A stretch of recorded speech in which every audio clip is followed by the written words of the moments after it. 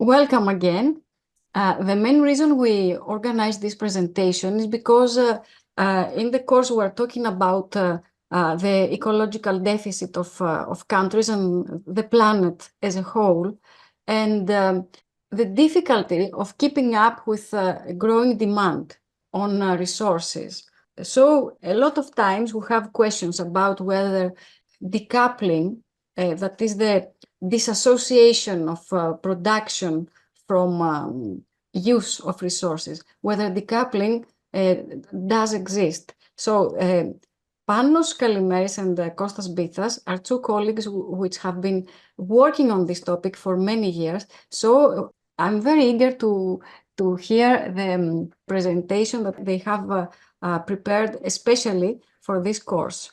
Well, I have two slides to show you, and I would like Panos to have them in his mind while he's talking. The one is this. This shows that the GDP, the global GDP, Pano, has to increase by 400% if everyone should have a good life, like the life a person in Denmark has. So the burden to the environment is going to be immense if we meet the goal of providing everybody an adequate life.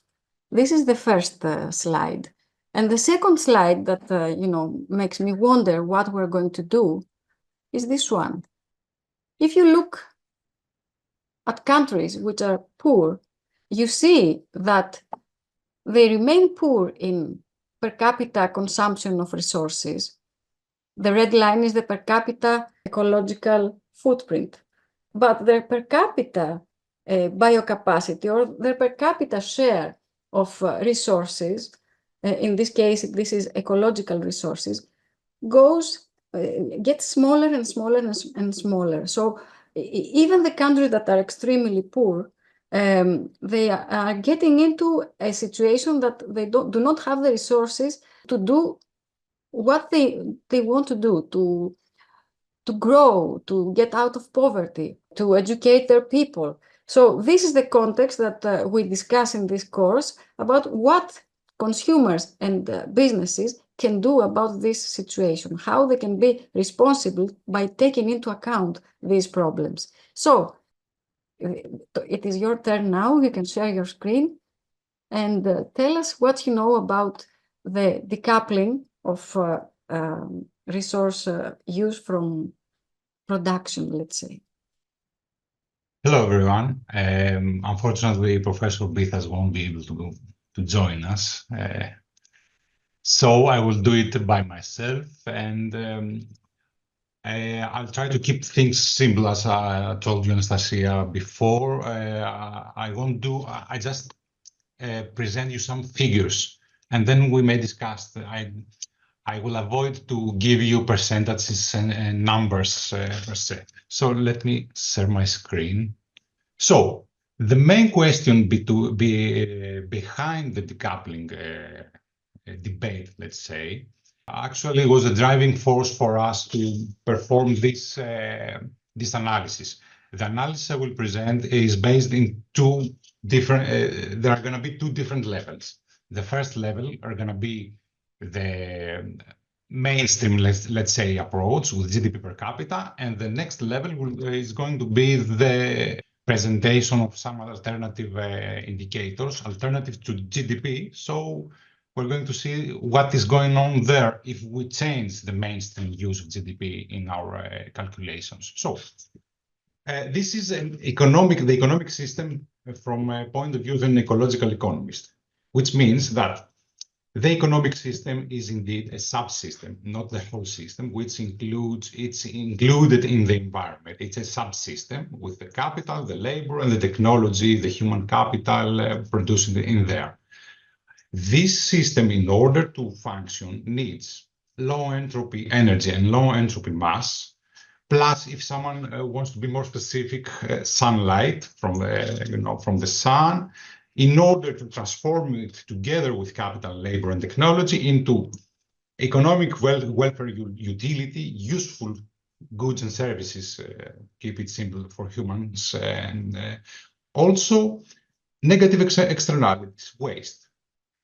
It's worth mention here that there is also a feedback, positive feedback for recycling, a small percentage though, and new information which enters again as new knowledge, brings technology to the system. Okay.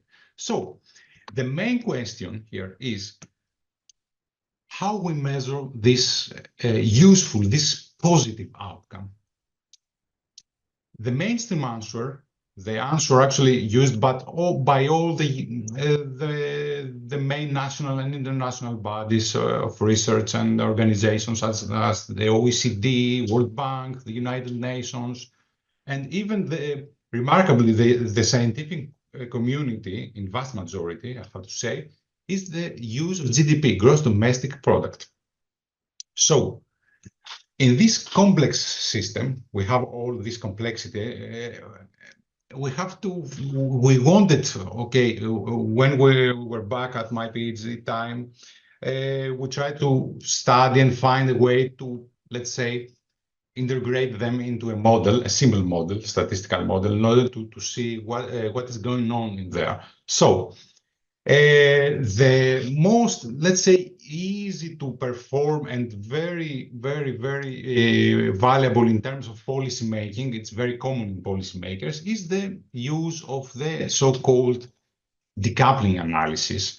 Usually this analysis is based on a framework which is called the material flows assessment or analysis. In a similar way, these indicators is nothing more than an index, which is the numerator is the material or energy input, thus the resource input, and the denominator is the economic output. In the vast majority of the research exists, GDP is the common and the most used indicator to capture this outcome. So this is the first part. This is called energy if you use energy resources, or material intensity if you use material resources. There is another level of analysis. This is coming from the scientific field of the social ecology, which is the social industrial metabolism, which is actually the per capita use of resources, the per capita use of energy, or the per capita use of total materials. Okay, the energy, considering the energy part, it's an aggregation of all fossil fuels used during the production process, plus hydroelectric energy, nuclear, geothermal, biofuels, and so on.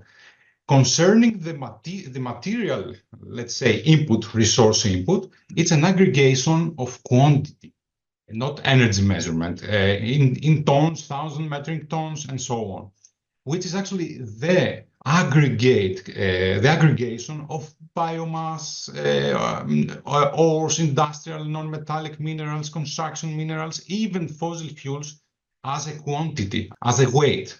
Okay, so using the most, let's say, the most long-run database available, someone can perform this first picture, where we can see the blue line is actually the global material intensity, thus the global material use per unit of GDP in order to produce a unit of GDP. The blue line is the material intensity, thus the materials, the resources, the total resources required per unit of GDP for the global level for, let's say, a century or more period of time. Please keep in mind that also the decoupling debate is also an efficiency debate, which means that there are indicators, which is actually the inverted indicator of material intensity, which is counting for resources efficiency. So as this indicator declines, this means actually progress, means that we use less materials, or the quantity of materials is not growing in such a great percentage or manner than the growth of GDP. So declining means good news. The red line is the United States of America. Again, full total materials consumption for more than a century per unit of GDP. This green line is India, and this yellow line, sorry, is Japan. Okay, more or less, this is the outcome that someone can see in most of the mainstream reports on decoupling. This is an optimistic view, though. Okay, so let's see the less optimistic view, the first level of analysis, which actually, as I told you before, the social metabolism.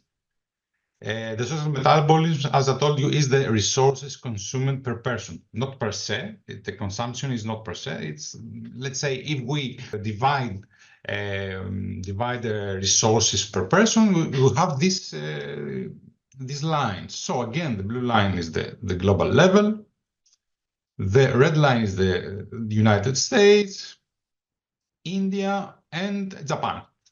A totally different picture. Okay. This is known to the policy experts. This is known to the scientific community, but more or less the decoupling literature is focusing on this picture rather than that one. So let's see energy intensity. Again, energy intensity, as you can see, presents the same declining trends. Energy used per unit of GDP declines gradually all these years. It's worth mentioning that you can see some historical events here, like World War II, World War I, the crack, the Great Depression period of 1929, all somehow included in this trend, but we don't have to give much more attention in that right now.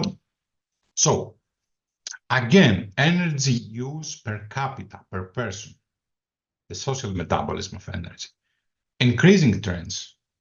So based on this mainstream framework, we tried first to, let's say, use instead of GDP, the GDP per capita. GDP per capita is including somehow, let's say, the mean basket of goods that is consumed by the let's say the main citizen of a country.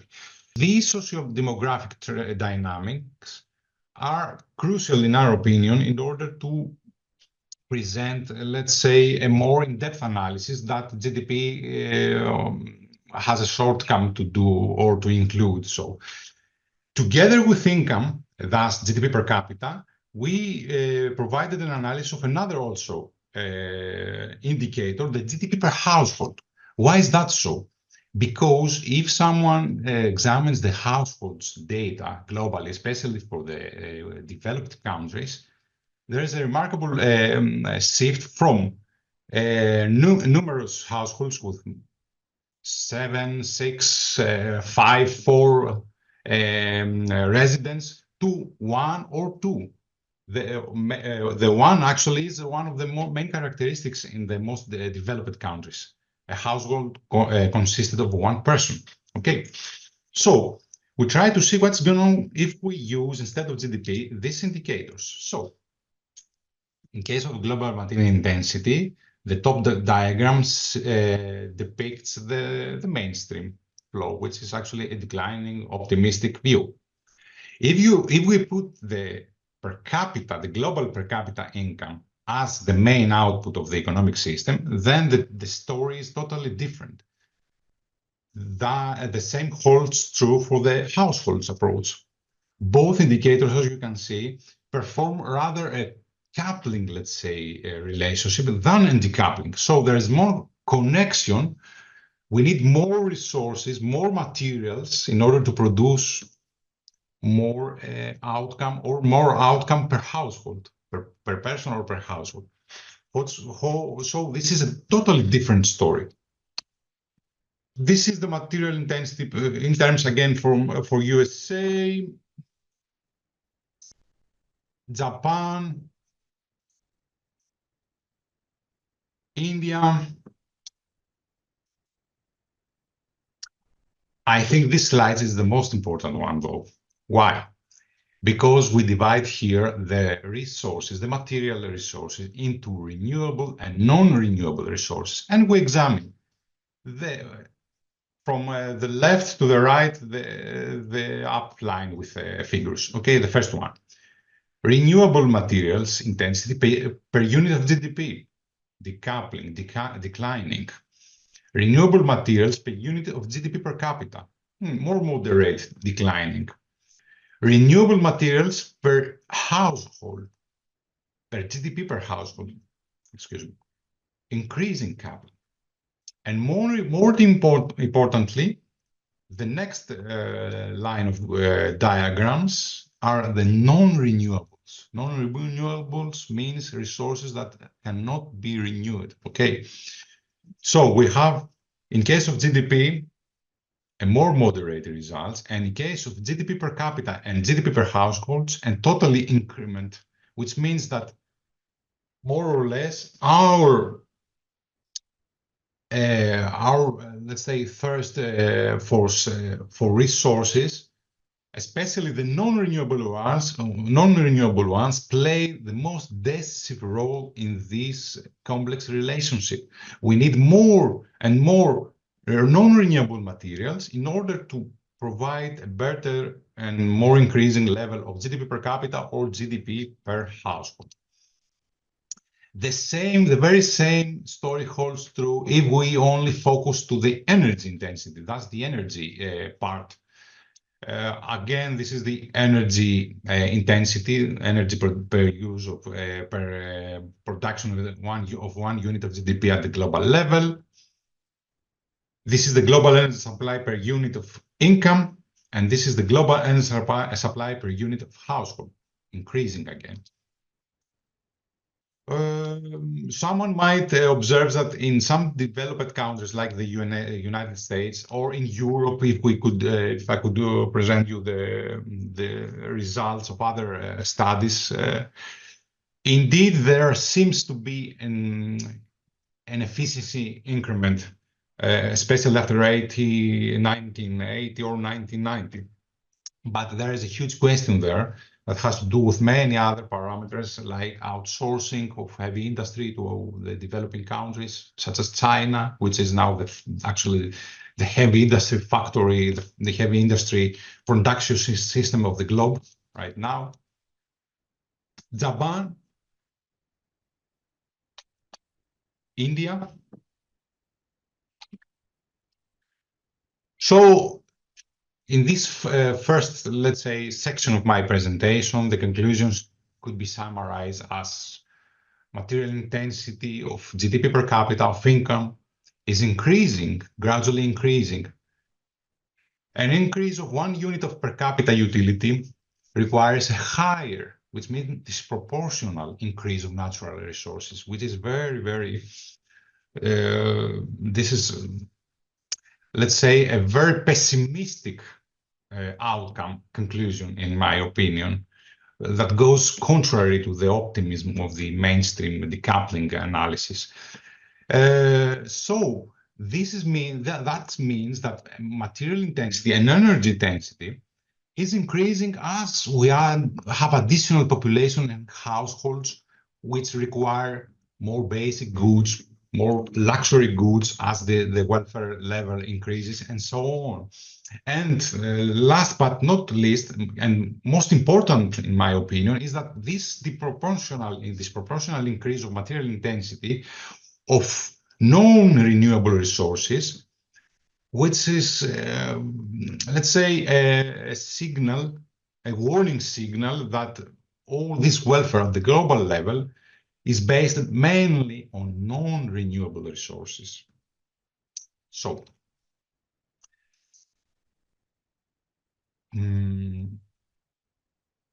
let's go to the second one. Sorry about this. No, that's fine. Take your time. Because I'm using material. The previous material was presented at the conference at Vermont in the United States years ago, and this one actually Okay, you can see it. Is based on a recent publication.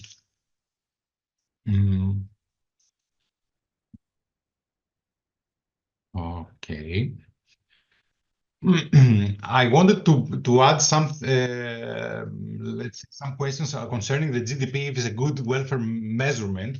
Well, just to give you a glimpse, in a nutshell, GDP is not by any means a good welfare measurement. There's a huge debate started even by the creator of GDP, the Simon Kuznets, and many senior economists from Pigou to Joseph Stiglitz, Nobelists inside this, criticism, which this debate criticized GDP, this one-dimension GDP use in many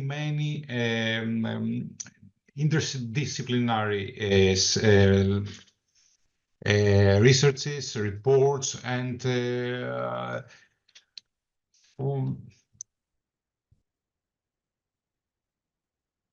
okay. To name but a few of these shortcomings is that the GDP actually is a monetary indicator. A monetary indicator is These are a few shortcomings. 1, 2, 3, yeah. 6. Very nice. Okay. I will skip this one. And I No, want explain to us the shortcomings. okay. It is really important to understand. Then. So, why it is important? Because GDP is a predominant variable used in all these reports I told you before. So, the main problem with GDP is that it doesn't count actually welfare. It's an abstraction of monetary terms. It's an abstraction aggregation of final goods and services, incomes created, or expenditure. It depends on the point of view you have to in order to estimate GDP. It doesn't reflect inequalities, very important, especially in our, let's say, in our period where the 17 goals of sustainable development of United Nations, inequalities are important to be incorporated in international analysis. And these inequalities in income distribution and poverty level do not reflect it on GDP by any means. The demographic trends do not reflect it, and other very valuable socioeconomic variables do not reflect it, do not account it in the GDP functions. In addition, GDP doesn't count the socioeconomic activities coming from the informal economic system, doesn't capture environmental externalities, the damage caused in the natural capital, and many other aspects such as the technological progress, which is an important variable in the, let's say, global production system in order to perform econometric estimates or production function, to create production functions. But remarkably, though, the GDP does not count technological progress. So, the main question is, are there any alternatives to GDP? Yes, there are.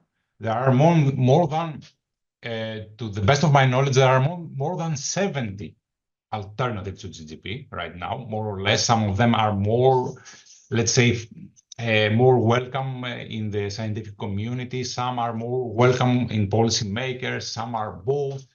In any case, yes, there is a huge literature of during the last 40, maybe 50 years of, and it keeps expanding. And the good news is that after all this discussion, the whole debate that can we go beyond GDP, the United Nations decided to create, let's say, a commit by using as a blueprint the IPCC. I don't know if you know the IPCC, the Intergovernmental Panel about the climate change, which is actually the greatest scientific body we have as humans at the global level, where establishes every 5 or 6 years, the assessment of the conditions of the climate, the global climate, and so keeping this as a blueprint, the United Nations created a committee that it will, let's say, I think they will discuss in the Summit for the Future, which is going to be on September, I think, of this year, 2024, that it will be held at the premise, I think, of the UN in New York. So they will decide which of these 70 alternatives to GDP must be kept, further discussed and developed in order to be adopted and adopted by the national government. So this is good news, actually. And for the needs of this presentation, we're going to use 3 alternatives. One of the most mainstream alternatives to GDP indicators, which is going to be the Human Development Index, an index provided by the United Nations, the Index of Sustainable Economic Welfare, and the Genuine Progress Indicator.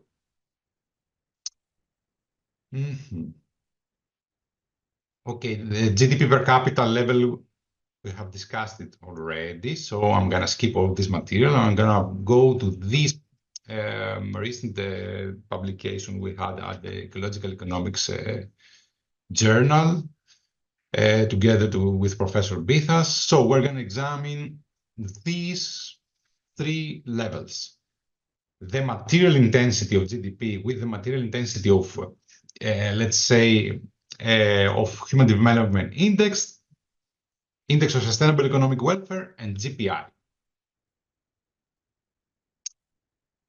Just a few words about the Human Development Index. If you don't know this alternative indicator, this is both a qualitative and quantitative indicator. Actually, it measures 3 main aspects of long and healthy life: the knowledge level and the decent standard of living, and it index all of these, rates all of these with a specific numeric result, and ranks all the countries at the global level for it's a per year level analysis, and I think there are data available from 1980 until very recently, I think 2023.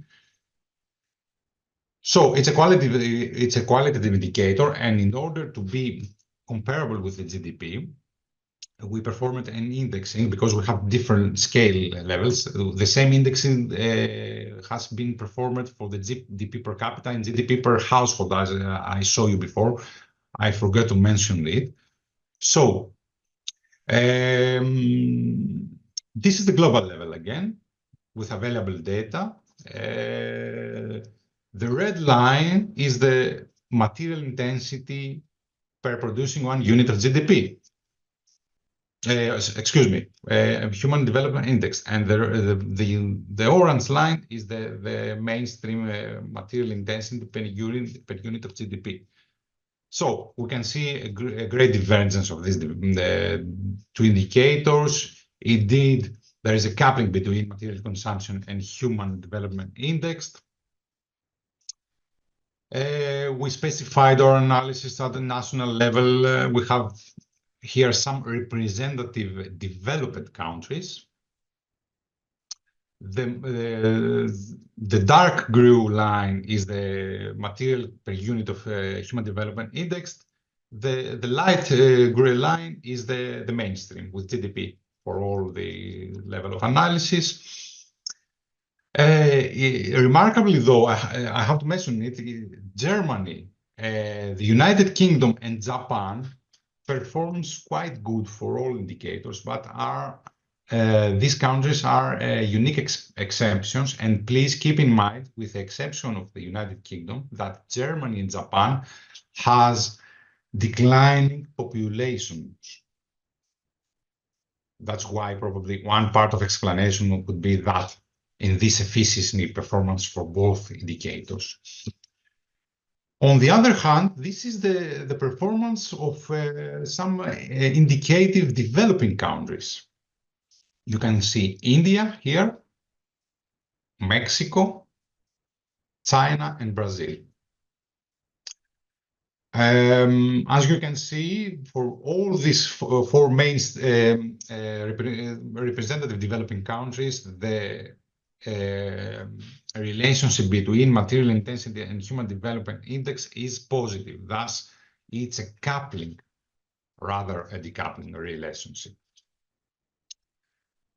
Let's go to the second one, alternative to GDP, the Index of Sustainable Economic Welfare, presented by Herman Daly, a very famous ecological economist and code. Actually, the interesting thing with this index is that it is directly comparable to the GDP because it's an aggregate indicator. It's an indicator expressed in monetary values.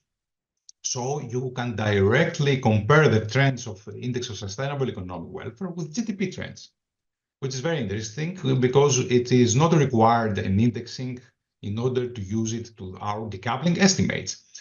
More or less, this indicator tries to, let's say, improve some of the flaws of the shortcomings of the GDP, such as includes adjustment for income inequality, includes services from domestic labor, from informal economy, excludes costs, accounts for the cost of environmental degradation and other negative externalities, accounts for and excludes the depreciation of natural capital. So in some extent, it goes without saying that all these alternatives have some shortcomings, more serious, more or less not so serious as GDP, but there are shortcomings. But it is indeed an improved picture of GDP. It is like we could say this one and the GPI are improvements of GDP.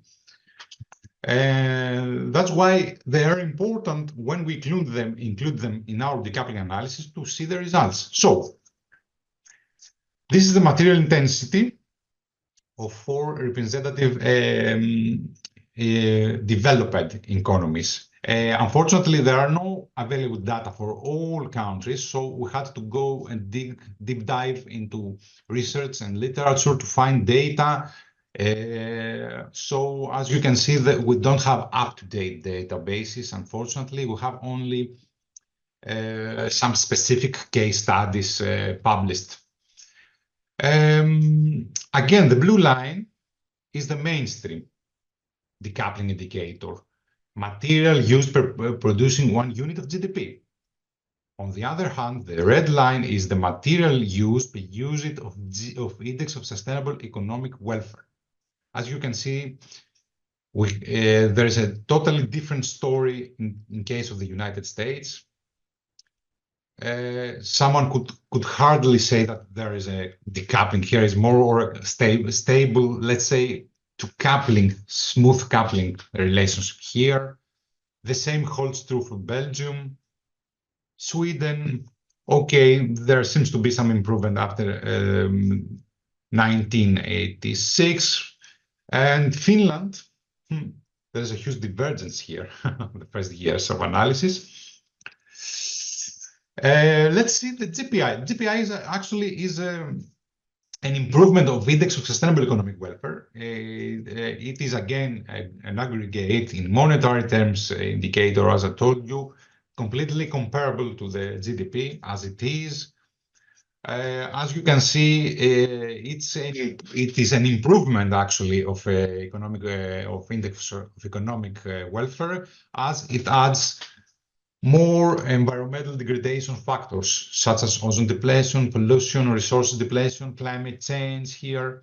There are also included very significant qualitative data, such as family breakdown factor, overextended worker stress factor, exploding consumers' debt, inequality distribution, crime factor, value of volunteer contribution work, and so on, so on. This function is only the elementary, the basic. There are many, many other variables included here. So again, according to data availability and published research, we performed these comparisons for Australia, Japan, China, and India. As we can see, Australia is performing by far a coupling relationship in terms of GPI. Japan, again, as I told you before, is together with Germany and the UK, is a global good performer in terms of decoupling for all the examined cases, all the examined variables. China, the great coupling.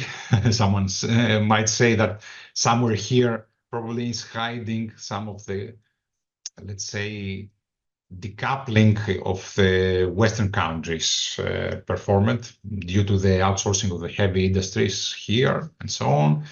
India, as you can see, the data are only available for 2003, but I firmly believe that if we could perform a more recent analysis, we could see something like that performed here in China. And finally, the United States. You can see after 1985, let's say, a clear divergence where the two indicators diverge from each other. So we can see that if we examine if we count, let's say, the outcome of the economic output of the United States in terms of GPI instead of GDP, the potentials for decoupling is vanishing, actually. So, again, some conclusions. In all this level of analysis I presented you, the main conclusion, with some exceptions, as I told you, but the main picture goes like this. The natural resources used per unit of GDP is constantly decreasing through time. This is the mainstream aspect. On the other hand, the natural resources used per unit of welfare, per unit of GPI, per unit of index of sustainable economic welfare, if you like, per unit of human development index, or even in terms of income or of income per household, as I show you during the first presentation, there's generally increasing. There's a coupling between resources used and these all alternative approaches. So, does the GDP index reflect properly the welfare produced by the economic system and all the other aspects that the economic system incorporates, like such as the demographic trends? The answer is by far no, in our opinion. Another question could be, which are the implications by the use of GDP in the material flow assessment and in the mainstream international organizations' reports of this optimistic view that the decoupling is feasible and indeed occurring at the global and at most of the national levels? Well, this question is very difficult to confront, but if someone wants to be more, let's say, more careful, might say that this might probably cause a misinterpretation of a phenomenon that might giving the wrong signals to policymakers, all this optimism I mean, and practitioners, that would probably cause in the near future and the next generations irreparable damage to their prosperity and their welfare. So thank you. This is my contribution to your lectures. Hope you like it. We liked it very much. It's very condensed. It was very clear, and it is not the mainstream. What you said in the last slide, that we got the wrong signals when we look at the wrong indices.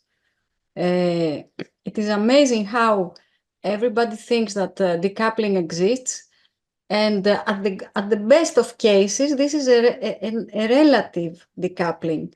Yes, indeed. So it is what you said is food for thought for us, and we have to think about this. I mean, it is for most of us, we don't have the the knowledge to understand deeper what they mean. But I think as a first idea, they are a very good roadmap. For example, I like the the concept, as you discussed it, of trade. So we might we might be experiencing relative decoupling in some countries. Correct me if I'm wrong, but this could be due to burdening other countries' relevant index, as you said about China. Something similar happens in the water footprints or the ecological footprints. We might import biocapacity from other included in imports, and well, this has many repercussions, but we might feel that we can do that, but we're burdening other countries by using up their biocapacity. It's something similar as I see it. I want to give to our guests here in our party the ability to to put some questions. But first, I would like to say that what I understand from your work is that at least in the ecological footprint that I'm more familiar with, behind decoupling, you find technology. Technology is what drives decoupling as a number. What I see in the data of the ecological footprint is that the per capita, or even the total, the two lines diverge.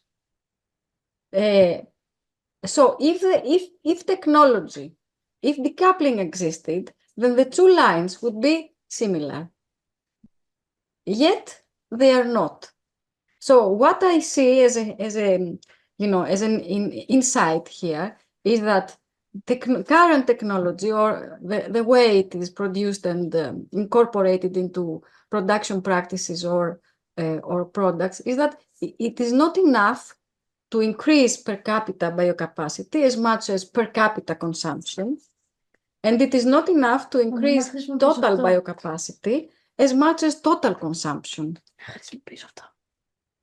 So this is what I understand from what you say, but and I find it very important that we have you here today. So I give the stage to our other guests, who I'm sure they want you to clarify some points or to further explain or whatever. So if you want to put a question up, you can raise your hand, and so is there anybody who wants to put a question? Eleni, I know you want to put a question. Many questions, actually.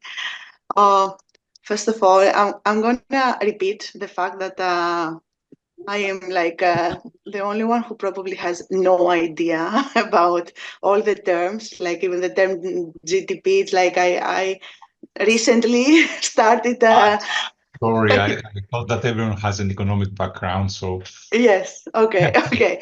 But exactly because I come from the background of environmental and planetary health, so I'm really interested to understand how economists actually measure these indexes. And my first impression of your presentation is, oh my God, like, oh my God, what have we done in how are we assessing our wealth and our future, and what are our priorities? First of all, starting about, I just want to make a note here. I mean, you said on your presentation about the difference between renewable resources and non-renewable resources. What I want to note here is that, for example, energy as a resource in the coming future could be an even renewable resource, because as we go further from the fossil fuels, and as the technology of getting sun's energy gets better and better, we may come at a future where energy will not be a limited resource. That could come, okay?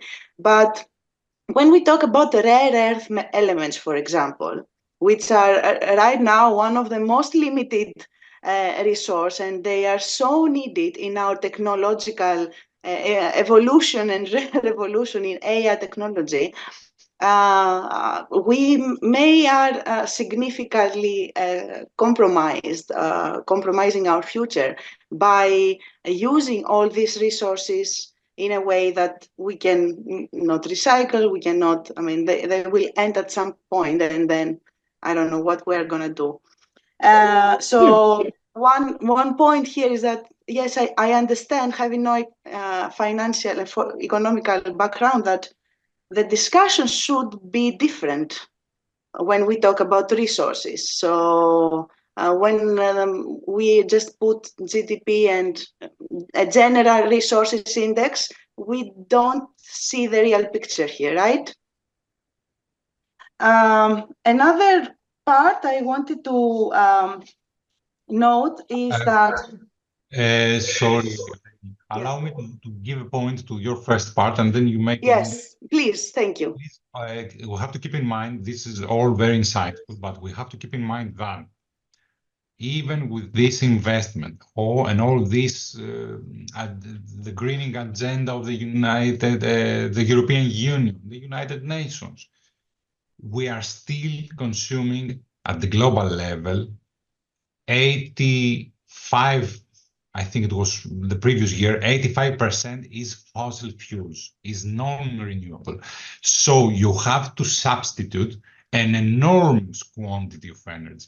I don't know if we have the time to substitute this.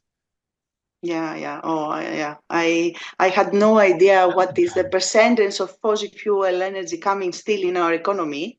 That it's more than 80%, right? Wow. 80, I think it's 85. It was 85 last year. Yeah. But we have an SDG about energy, and we write cheap and clean energy for all. Yeah. So the SDGs are, as I understand them, they are just fairy tales, like fantasies. That's what I take from them, like those titles. Yeah. It's a brave, very optimistic. Okay. I say fairy tales, you say very optimistic. I think we're talking about the same thing there. Not technically feasible, in my opinion, unfortunately. We need a technological miracle, as Bill Gates said some years ago. So.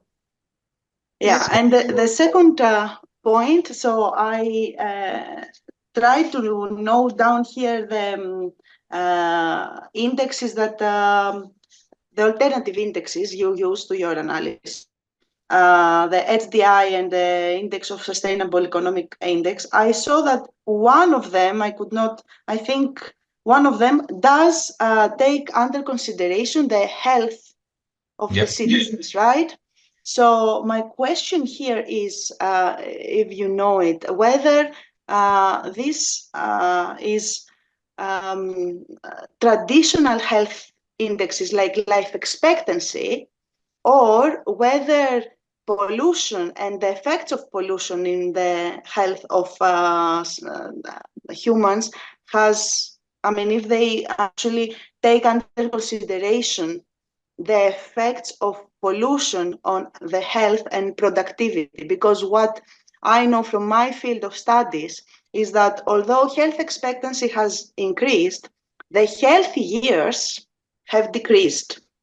So we see, at least for pollution, it is believed now that 20% of global deaths and years lost, days lost, are due to pollution. So I wonder if the fact that this production actually causes not only ecosystems degradation, not only resources depletion, but also effects in pollution that we don't even understand yet. Like 2 days ago, I sent to Anastasia a paper that it is estimated that just cleaning up the mess we have created with PFAS, with the forever chemicals, could cost 4 times global GDP. This is the current estimation of what this mess is with these chemicals that we have produced. It could actually be the chemicals that would make humanity infertile in the future.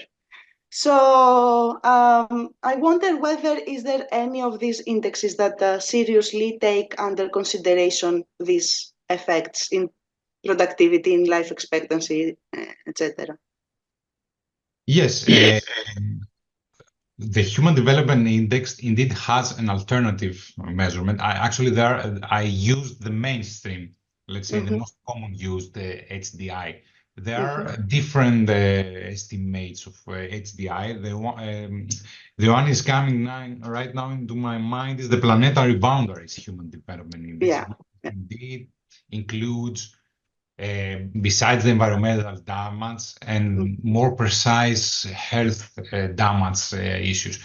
You could check that. I'm not sure about which is the level of engagement of all these categories of health damage you referred to, but I think it is more in depth.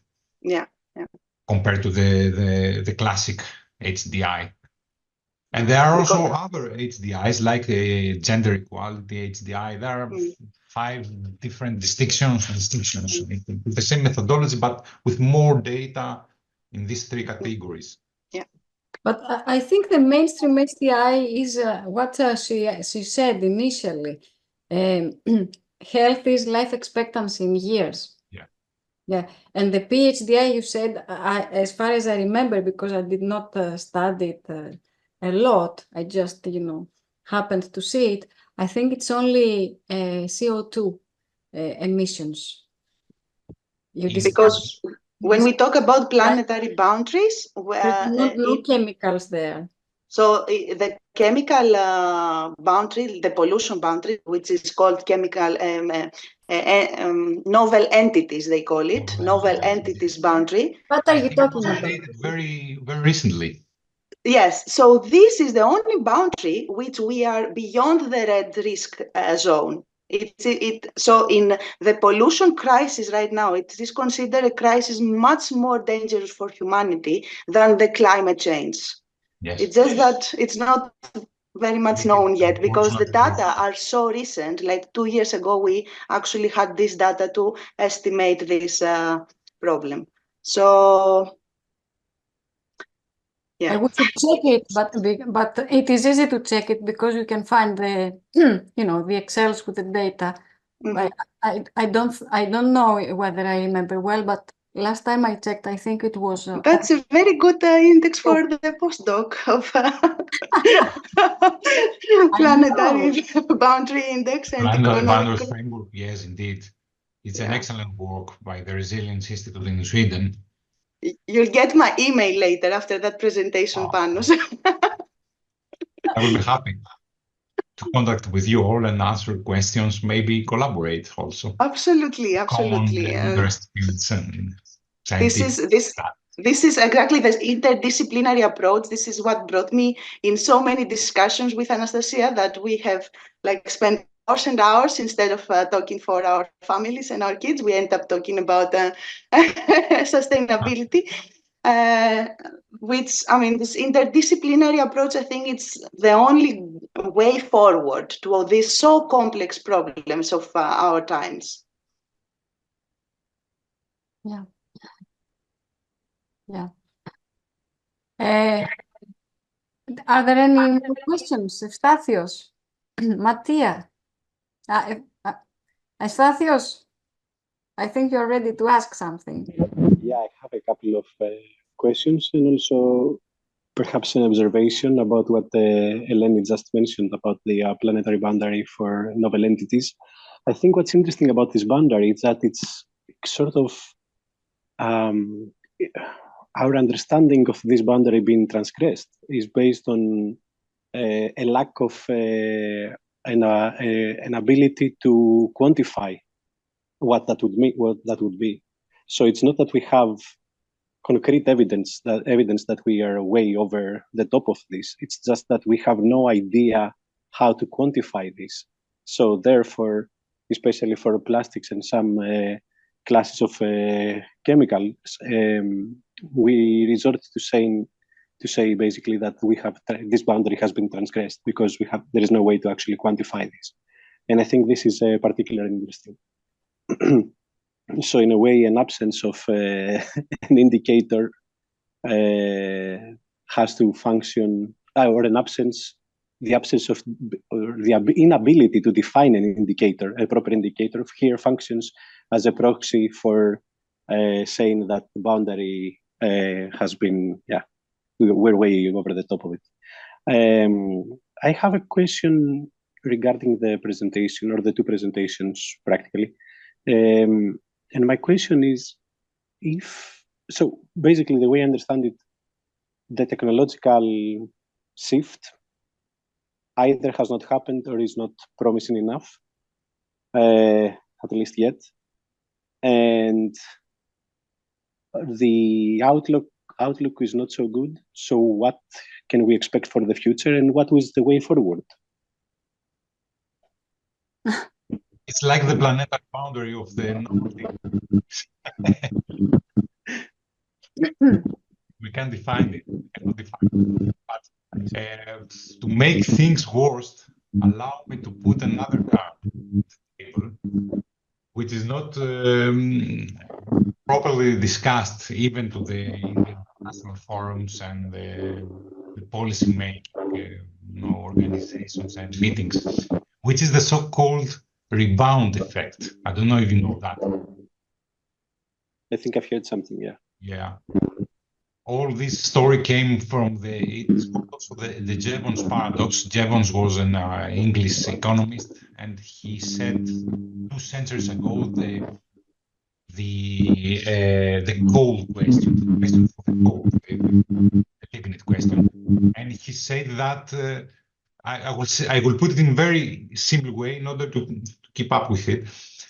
Suppose that I buy an electric car, okay? I use it to drive, let's say, for 100 kilometers per month, and that is costing, let's say, 20 euros.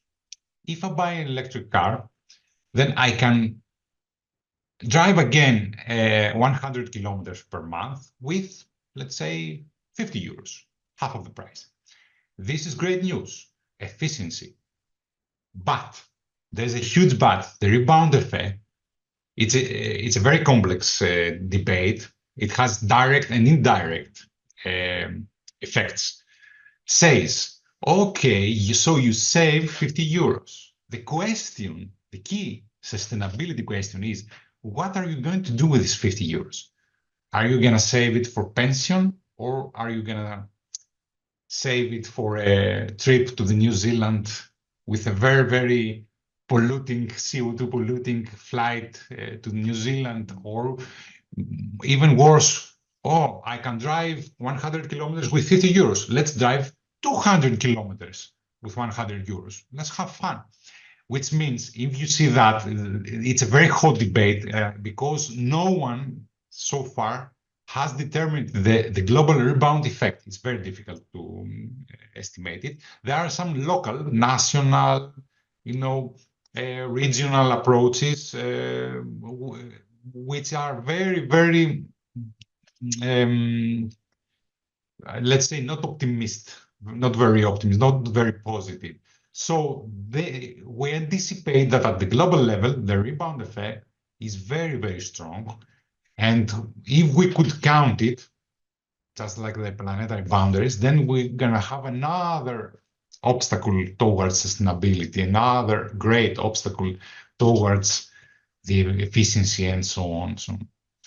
So keep that in mind too, because efficiency means savings, economic savings too, not only pollution, less pollution. And these economic savings, the way we expend the expenditure of these economic savings will maybe judge the whole game in the near future. And please, can I add one more comment on the planetary boundary of novel entities here? I mean, obviously, this is just an estimation. Eleni, please explain Yes. what novel entities are. Novel entities are all the chemicals which we produced as humanity. They are substances, molecules that were not there earlier. So we don't know how they work in our system. So yes, as Anastasia said, there is kind of debate on whether we should, trust this. Is this risk really so high? I mean, we actually have assessed it so high because we don't know how they work in our environment. But what we have seen till now in hundreds of cases of chemicals, like right now, we have about millions. They say that it's 500,000 different kind of chemicals in our environment. Maybe it's millions, okay? We know for 500 of them, we know how they work on our bodies, on our ecosystem, and on our planet, okay? For 500 out of maybe 500,000 of chemicals. For the vast majority of these chemicals that we know how they work, we have grossly underestimated in the past their effect. So I will just tell you a number. 1 year ago, 2 years ago, the higher upper limit of Bithas in water was reduced by 200,000 times. We thought that the upper limit was X, and then we realized, the safe limit is 200,000 times lower. The same happened with dioxins. The same happened with DDT. The same happened with PCBs. So when we are talking right now, we have studied showing that what we can study in our human bodies, what I said earlier, it's responsible for about 20% of deaths globally, is about 2% of our total toxic exposure. This is a last year's review a study from Amsterdam. So we know about 2% of our total toxic exposure, and we still kind of are naively pessimistic, thinking, maybe the another 98% is not so bad as we are thinking it is. Well, come on. That's, I don't know. I don't know how optimistic some can be to even go down that lane. Yeah, so. May I say something to this, or are we taking the discussion to a different direction if we focus too much on the novel entities? I don't know. Be our guests. I mean, Okay. what we want here is to understand something, and each one can contribute from their own angle something. From my side, there is no disagreement to what you just said, Eleni. It's just a matter of I think because of the way the planetary boundaries are defined and what the planetary boundary threat is, what kind of a chemical would that be? What kind of, because it doesn't have to be a molecule, right? Or what, yeah, it can be all sort of engineered substances, whatever, yeah. I think because of the way that this boundary is defined, it's really difficult to use toxicity, for example, alone, because toxicity is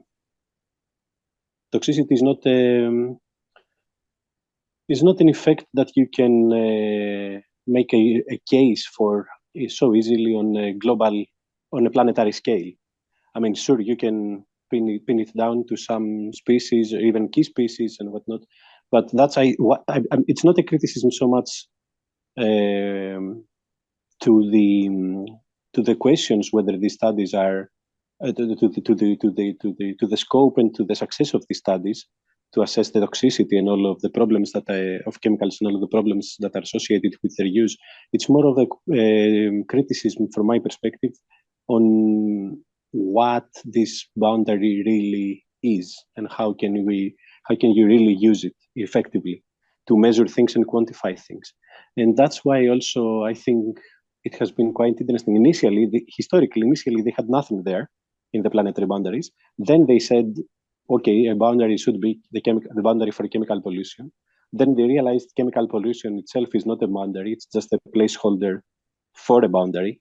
Then they came up with the novel entities, and they were not even sure what would that be. And then they removed it completely. Then in their latest version of this of the planetary boundaries, they brought it back in.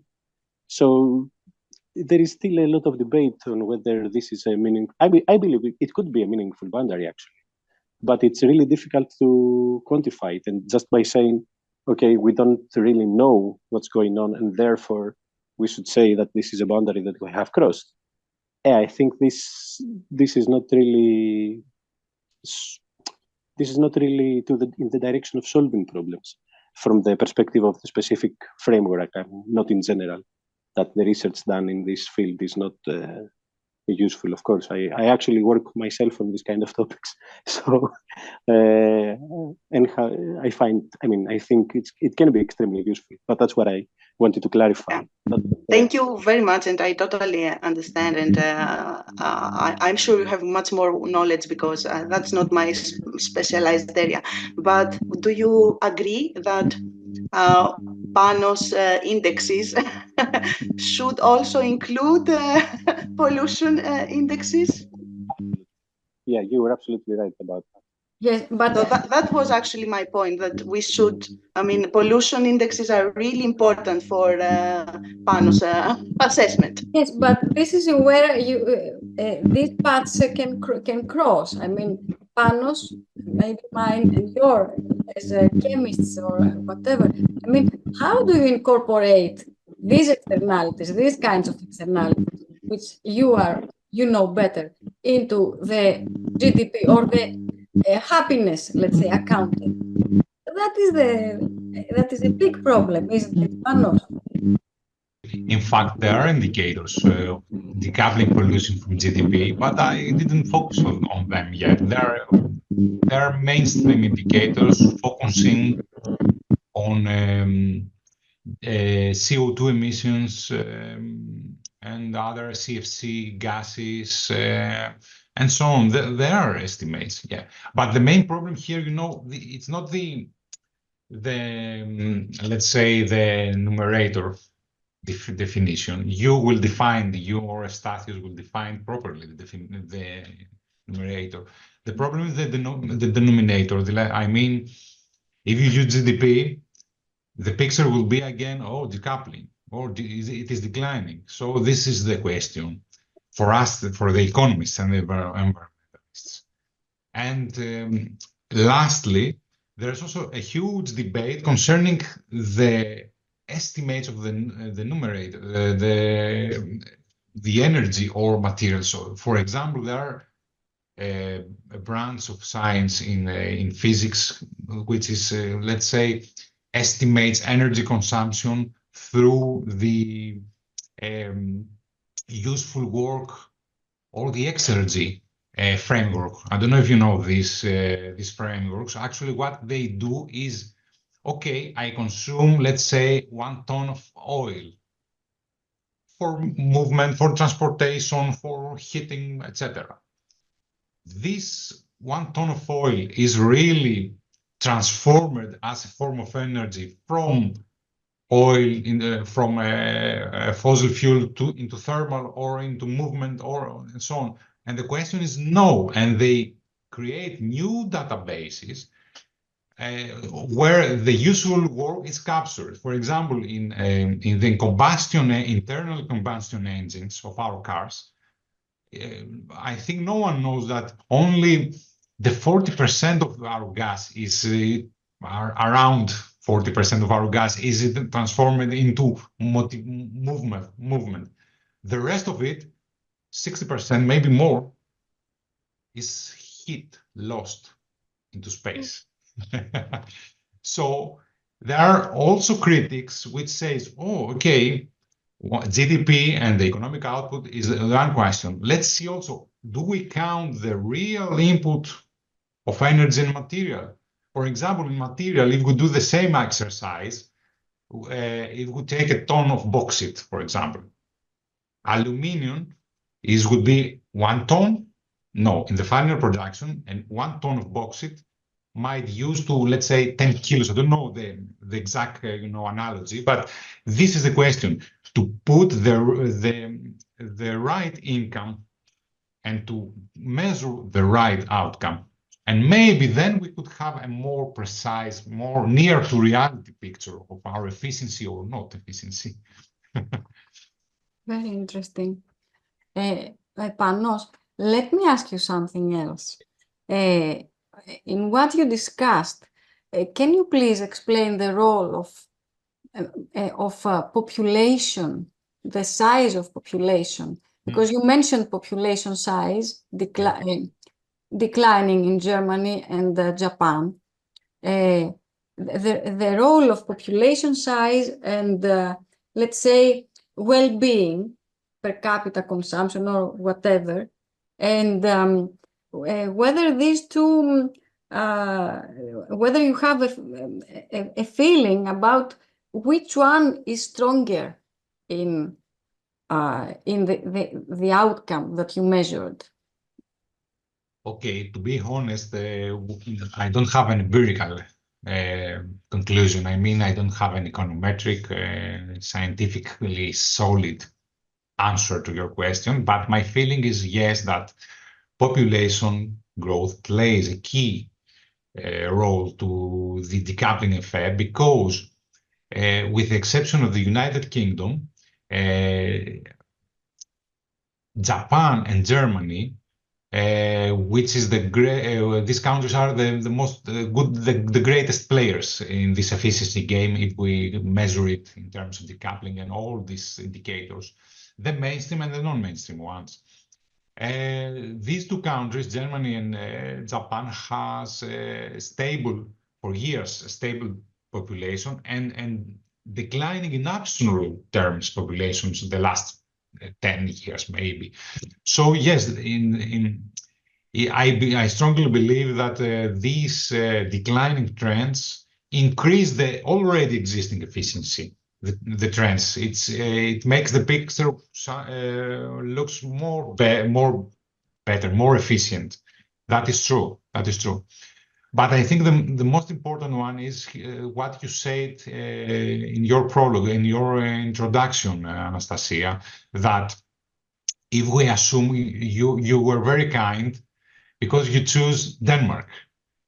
What if you choosing the United States the mean citizen of the United States as a consumption prototype? Would it be the trends the same? I mean, okay, Denmark is a country which performs in more or less in a quite efficient way.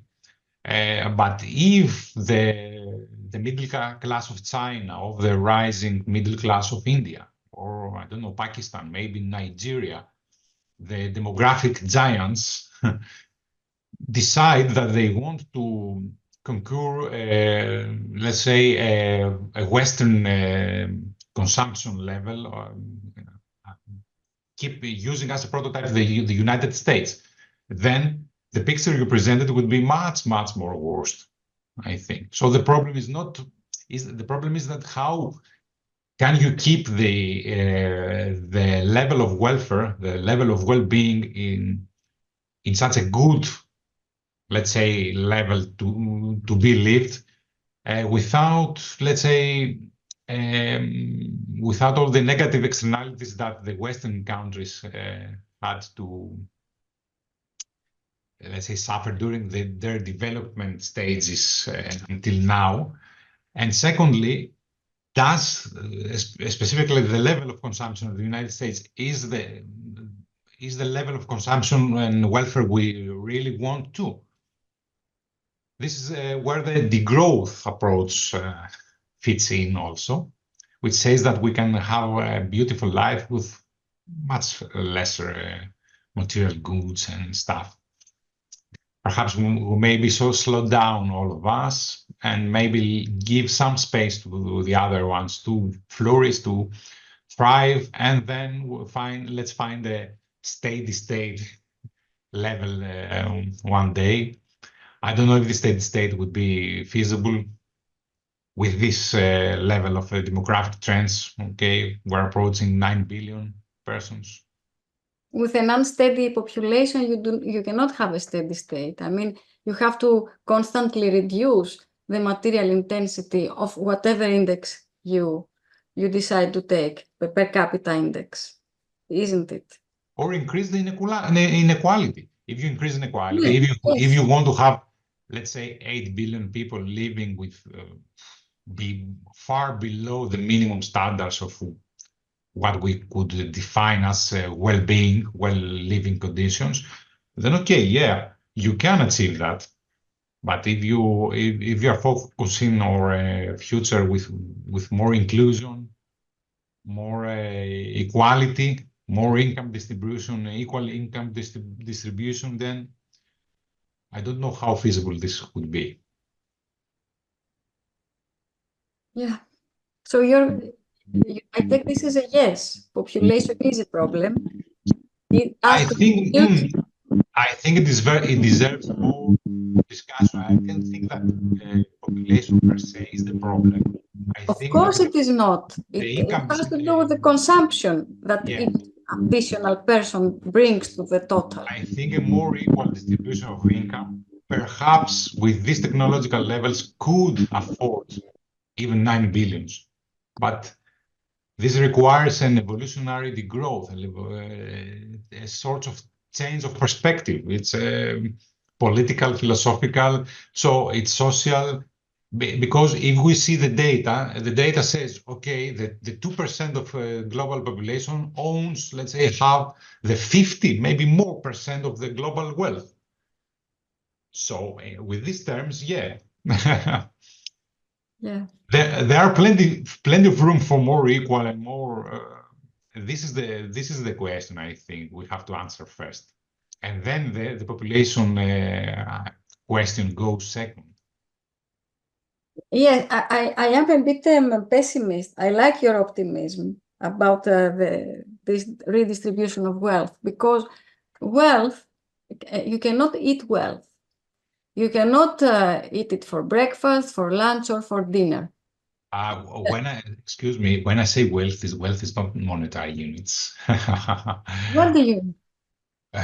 There are another huge debate. We have to start discussing the philosophical, scientific fields coming back from Rawls, the theory of needs, the Nussbaum theory of needs, the Amartya sense, with the minimum standards of living. We have to redefine our utility preferences. Yeah, it's a basket, a branch, let's say, a group of things. There are many approaches. I mean, someone says, okay, the main Amartya sense said, okay, there is a minimum standard of living for every person. There are some other approaches saying, let's quantify this. There's also the threshold hypothesis by an ecological economist, Manfred Max Neff from Chile, who said we can see in the decoupling analysis, for example, that from a level upwards of income, we can see that the more income actually does not contribute to the real welfare, to the real well-being, to the real happiness of people. So we can see a divergence also, which is another debate, between income increment and welfare increment, which is not money or consumption only. So this is also another huge debate. Why we still, let's say, handing the growth, why we're still running behind growth policies and economic growth, and not. We're lagging behind. We're lagging behind the US. Growth is not make us happier. Amazing. I mean the Europe, the Western societies, okay. Yes. Well, already okay. We don't need more, growing. We need to develop, yes, without changing our size. Yeah, I totally agree with what you say, that we have to redefine what we feel that improves our life and our well-being. I couldn't agree more, but my actual question is, we have to increase the material well-being of many people. So if we cut do the we luxury have the goods, resources to do that? if we cut the luxury goods, okay, this is a question needs further, let's say, investigation, but I believe it is again my feeling that if we cut the enormous luxury material and energy intensive goods from the very, very rich, all these huge flows of materials and energy goes to the production of luxury goods, this would be enough space for the less developed to thrive. I would like to see some data sometime. But the main question is, do the rich, do this 2%, which owns the 50% of the wealth, want to do this huge step back? No way. So again, we are having a happy conversation, which is not realistic, actually. Yeah, it could be. There is, let's say, the capability, but it's impossible in the real world. that is my view. Okay, we have some questions in the chat. Would you care to read them? Yeah. Well, yes, concerning the first question, yes, there are many efforts, and hopefully, I think, and the European Union also are. There is an agenda beyond GDP. Actually, I was in Brussels on May of 2023. There was a huge mega conference taking place there that it was called Beyond Growth. It was a very, very important forum where we discussed these attempts. And I think after the future conference, the conference for the future of the United Nations on September of 2024, this year, we will have some operational framework, of official operational framework. They are going to choose from this 70, maybe more alternative indicators, 10 to 20, and propose it as an official measurement of welfare to all to the member nations of the UN. So yes, I think there is an adjustment taking place, is going on right now. Let me see the second question.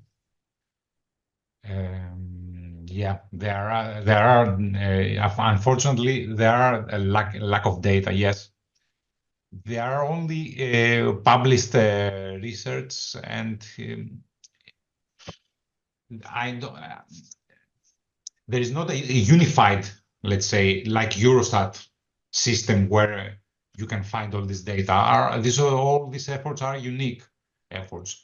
Most of them made by the scientists who proposed the alternatives, and others who tried to, let's say, estimate an alternative indicator for their country. GPI, for example, is very popular in the United States. They have started using GPI at the regional level, at the city level also. But in the European Union, we have only, I think, there is a recent research for 17 countries. But you have to do a lot of research. They are not available, publicly available, and very easily. You have to deep dive into the literature, unfortunately. Fun. I remember, Panos, when we were writing our paper on the index of debt to the future, we were looking for these indicators, the ICU, ISEU, the EW, and our indicator was more pessimist. It was smaller than, even smaller than what these yielded, these two. So I'm the great pessimist here. But yes, I remember how tiring it was, because you find a group of researchers calculating the ISEW for one country or for 3 countries, and the data are sparse. They are not like national account data that we have a system in place to track them. Yeah. And some authors also, they weren't willing to share their data with you. Okay, we have a few rejections also, where they didn't want to give their data sets. Others were very willing to cooperate. Yeah. So, anything else? Statis. Thanks. Yeah, I would like to return and press a bit more on the question of technology and its role in this. And I'm wondering specifically about the growing level of automation or automation, I'm not sure how to put it, of processes, of production processes, and whether this will have an impact, and what kind of an impact do you think that it will have? Because I assume that this will not only save some resources, but also, and I mean physical resources, but also quite a lot of labor.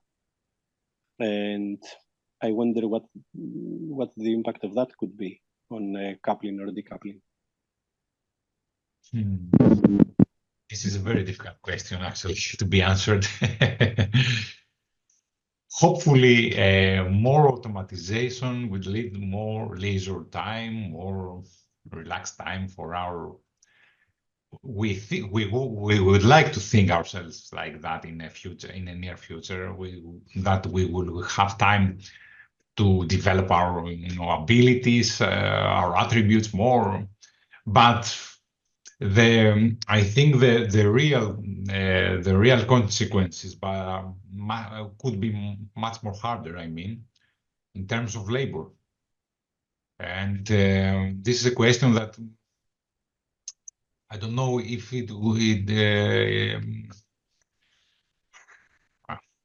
if the employment rate will decrease. I don't know if you know this. It's again a political decision. What will happen, and if we accept that as a development and we account it with the alternative indicators as a positive outcome, and let's say split all this free time to all the labor force, or lead in more unemployment, more inequality, and so on. I don't know that question. Actually, the truth is that in the decoupling debate, yes, technology plays a decisive role. All expect that the efficiency will increase, the decoupling will continue to decouple. I mean, in the point of view of the optimists ones. But I'm not sure that we have time, and secondly, it is possible to happen in such a great extent. I mean, I told you that 85% of global energy is coming from fossil fuels and non-renewable energy consumption. I don't know if renewables, solar or wind could substantially, let's say, substitute all of this. And I don't know if the nuclear energy could play this role. There are, discussions that bringing back to the table the nuclear energy as a clean energy also, because we don't have time. As far as the nuclear fusion concerned, the research, it's so elementary yet. I don't think we could expect something applicable and technologically viable during the next 2 decades, maybe more. So again, we don't have time for the nuclear fusion. Very difficult question, Stafi. I wish we could use this, let's say, productivity more equally and more positively for society, not positively only for the industry and the huge corporations there. Well, something that would help would be to reduce our numbers, because generally speaking, if you have a lot of labor, the labor is abundant, it gets a lower price in the market. So very generally speaking. So what we saw in the countries that have reduced population is that real wages increased. Labor became less abundant there. So the GDP per capita increased and real wages increased as well. So this is, I'm not saying this out of, just to say something about population. It's real. So if technology reduces the labor that is needed for a specific job, then one of the ways that we can deal with that is to better understand the role of scarcity of resources, and especially labor, and to try to put it into the system. Yeah, it's a solution. Yes, indeed. It takes time, though. I think that we have to find the right mix of policies and tools, and it will take a century, maybe more, in order to reach into a sustainable, let's say, population level. But yes, it is a solution. Yes, but it has to be democratically approached. No utilitarian, no. It is. I think it is a very dangerous field to discuss about population degrowth, because someone might remind him, World War II, genocides and things like that, which is absolutely none. I mean, this is not the thing on the table. This is it's a question which needs adjustment for our social state intervention, pension system. It's a huge discussion. Yes, it's a part of the discussion. I recognize that. It is not part of the public discussion. It is not part of the public discussion the because Delphi of the Economic Forum. There was discussion about the demographic problem of Greece, in a country that has an ecological deficit, increasing ecological deficit. And I wonder who is going to introduce this topic there. Amazing. Everybody at the conferences is talking about growth and the demographic problem. It's a problem. It's not a blessing, it's a problem. Amazing. From the national point of view, it's always a problem, because all nations are, like are entities, let's say, looking for their, let's say, own survival. It's politics, it's geopolitics, actually. It's the realistic school of thought, which it's coming back from ancient Greece, and still the human race trapped in Thukydides trap. So yeah, it is a problem. If you see it as a national entity, it is a problem. If you have the global perspective, it's not a problem, yes. But in my point of view, I think that all this population issue is linked to so much of the conspiracy material and so on that makes, let's say, logical discussion almost impossible in public, in my opinion. It could be only, yeah, it's very difficult. Thomas wants to... Yeah. Thomas, let us hear your voice. Just to congratulate Panos. Thank you, Thomas. That's it? I knew almost nothing about this topic, and I get a lot of information. And while he was presenting, I was thinking about explanations. I'm still thinking about definitions. I try to check the sensitivity of the definitions to the results and so on and so on. And it's very, very interesting. I never imagined that this would be so much interesting. Thank you very much, Panos. Thank you, I'm glad. I promise to come back when I try to think a lot of this topic and come back with some proposals or some explanations or some clarifications. I mean, seeking clarifications for what I have heard. I am thinking towards all these directions. I mean, looking about the decoupling trends, I'm trying to think about the outsourcing of the production and whether this is an explanation, how much can it explain, and so on and so on. When I'm thinking about the trends, I still have to get more input about and clarifications about the definitions, the denominators, and the denominators, as you said, how sensitive the results are to the choice of its indicator. But the main point, I think the results are robust and solid. The bottom line, it is indeed. So the bottom line is now what we do from this point and thereafter.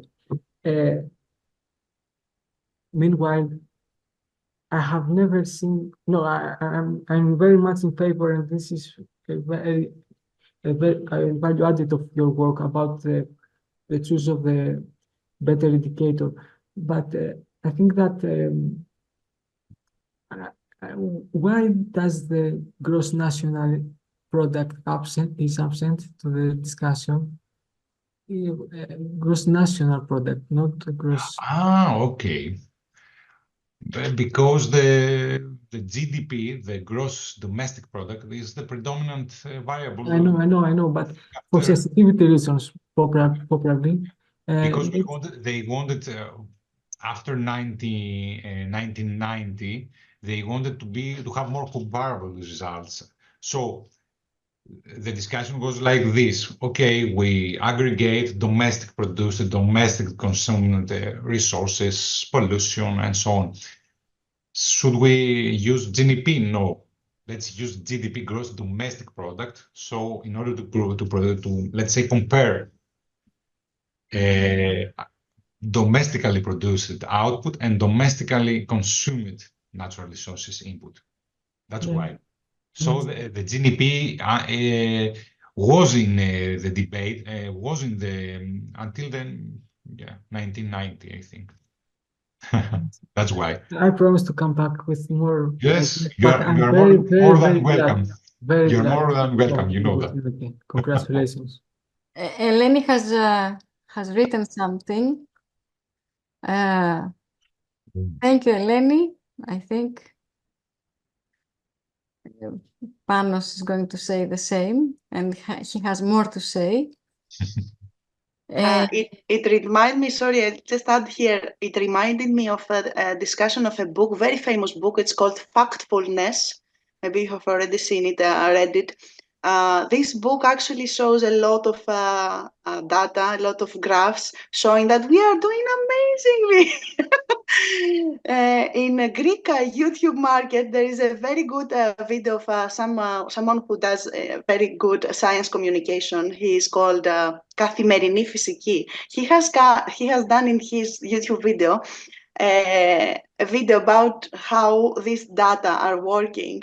And I had read this book before I saw this video, and I realized that actually this indices, I mean, I saw it again in your presentation today, that when you define something and you actually, what is your definition of a rich country? What is your definition of wealth? What is our definition of good life? How should our life be to be a good life? Should I drive a rover or live or fly 15 times per year in Greece? I would like to do that. Yeah, but yeah. So it's actually, I realize we have to decide on deeper questions before we actually come up with these scientific choices, options. But I think people like Panos have the obligation, Panos, to try to explain these things for simpler audience, for other audiences, and the highlights of this, because people use the information when they make everyday choices. We have a lack of public information on these issues.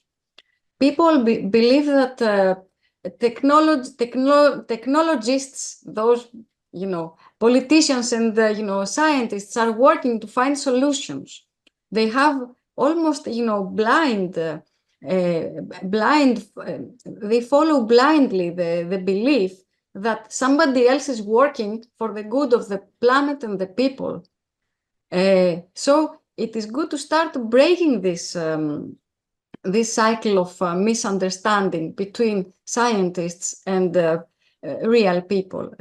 No, we are real, but people on the street, people not doing what we do. We have to open up and explain in simple words that this choice you do has these repercussions for the future. So this is what Eleni said, science communication. That is what I want to say here. We have some obligation to make this more public, make this information, put it in the utility curve, in the minds of consumers, so that maybe they can make more educated decisions. And the second thing I would like to say, because it's almost 7, is next week, Eleni is going to talk. We have organized this, the structure of this talk. It will be a very good talk. And we can renew our conversation for next week, where Eleni is going to talk, and we're going to bombard her with questions. I would love Same that. time next week. Same time next week, yeah. So does anybody else want to say hi or say anything? If not, we can call it a day. Ioannis, Panos. Hello, first of all. Mr. Kalimeris, I also happen to be a bachelor student of yours as well, in the class of economics of the environment. It's an intro class to pretty much the same subjects. I hope you can't hear the background noise because they're talking. If so, excuse me for that. I will keep it short. Today, I think I realized the importance of understanding these indexes and the relevance to the upcoming generations. And if I want to add something, to keep it short, as I said, I think it all comes back to education and how we, this generation and the upcoming ones, are ready to face the problems ahead. So thank you. I think this work is of extreme importance. Thank you for being here. Thank you, Pano. Hope to see you in class. Alexandros,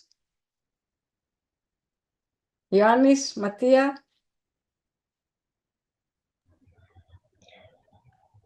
Hello from me. I also want to thank you for the great lecture. I think that most topics are covered from the conversation. My prediction regarding the topics, the aforementioned topics, is that the inclination of people is to consume. I mean, we can't persuade everybody to consume less, to have not to have children. Even if we agree that we should consume less because the resources are very limited, it's very hard in pragmacy, in action, to put place. So I think that we should try our best, focus on technology, but on the other hand, technology could vice versa work in producing luxury things, which would have a bad result. So I don't know. I don't think that we could have good results in a short-term future. We should just let things happen and do our best by trying as ourselves to put place. Okay, I understand that he says that, you know, all these are difficult topics. You cannot just give out the information and expect people to adopt it eagerly and easily. We all agree on that. What I said before is that some people feel empowered if they have the information, and that's all. You give them one more way to think differently, one more reason to think differently, and maybe change their consumption pattern in a way that is more favorable to the environment. That's what we do. And that's what Nandita discussed last week. Exactly that, like the empowerment coming from realizing that some decisions have to be yours only.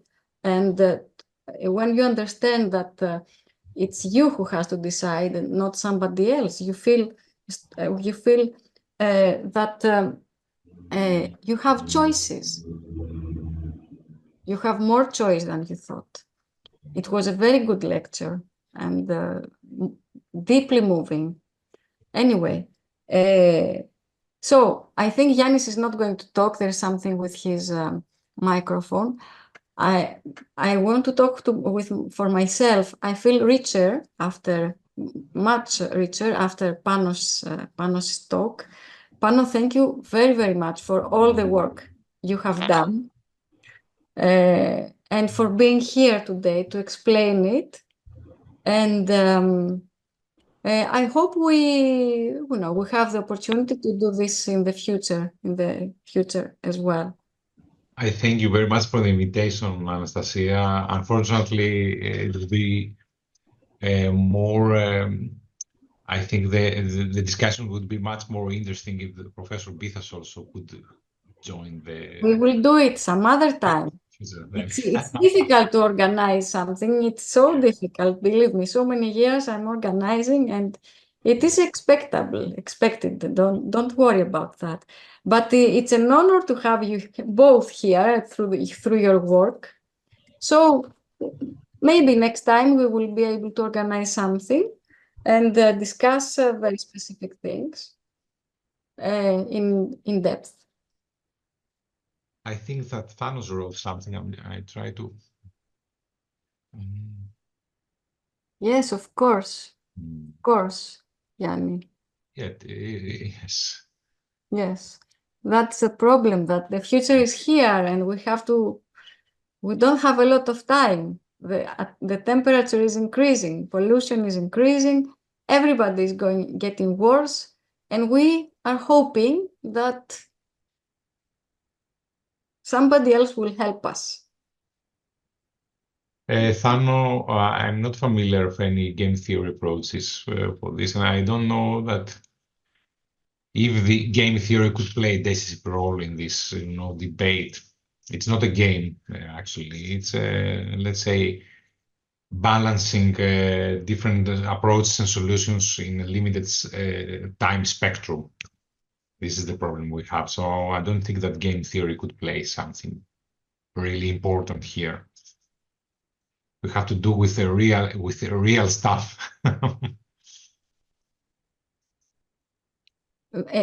I like this question, though. I remember a colleague from Macedonia University, Eftichis Argetakis. He was one of the 4 presenters of our book. It's Greek, Saving the Planet. And he said, at the moment, he said it so eloquently, like, we know that if everybody gets a bike tomorrow and bikes to work, GDP will collapse. We know that. He said it so simple words. Yes. That is true, but also there is the nudging approach. I don't know if you know this term, nudge. The nudging approach is how to create sustainable attitudes in consumption by trying to change the manner, the point of view with this discussion. If you choose nudging in environmental science, yes, the game theory could play a decisive role. Yeah, indeed, in this changing habits and so on. Yes. But again, I'm also pessimist from another point of view of Anastasia, that I think we are running out of time, unfortunately. But this is the same point of time, the same point of view. I think we are running out of time as well. Yeah. Because in 2018, we found out, in October, I remember, we found out that we have 12 years to have halve the emissions. Did we do that? No, I think that the coal consumption is increasing rapidly globally from China and India and so on. So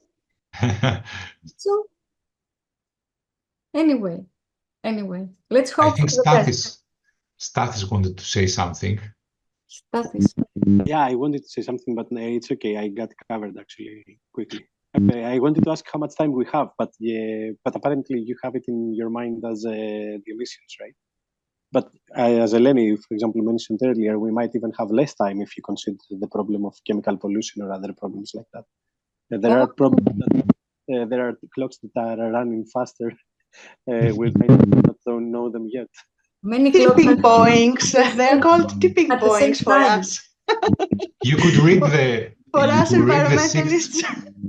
You could read the 6th assessment report of IPCC for the time span we have. The 6th assessment of the IPCC report is available. The executive summary is. This is for the climate change, though, right? Yeah, which is the big agenda. The Bible. One of the problems, the biggest one, probably, but as Lenny said, and you, no, not the bigger actually, one of the big problems. I personally really choose to be optimistic because I have seen the movement of citizens going plant-based in Greece. I have participated in that, and I am really optimistic that if we do a very good science communication job, if we all focus on training our master students and bachelor students better, because I mean, I think we really lack this holistic approach to our biggest problem in our educational system, not only in Greece, in all countries, right? I think if we do a better job there, we will, make citizens demand faster changes and, go for them. So I have 2 kids. I have to be optimistic. Nice close, nice epilogue. That's why I said, okay, I think it's good to leave it there. We have to be optimists. So I think we could call it a day. I look forward to seeing you in the presentation of Elenis. You can enroll. Not yet. I have to make the form first. But if you wish to come in, just email me if you don't see the form. Okay, email me and I will send you the link. That's it. Thank you very, very much, Pano. Thank you all for your patience and Thank you so being much. here. It was an amazing set of information, and based on your own work, it is amazing. We have this is a wealth that we have, and nobody who knows about this, who of the students knows about this. Anyway, It's up to us to Yes. know us better and yes. do things like that, like your initiative with this, lecturing. Yeah. Okay. Thank you, Anastasia. So thank you for being here. See you next week or in See you next week. another lecture. Bye-bye. Bye.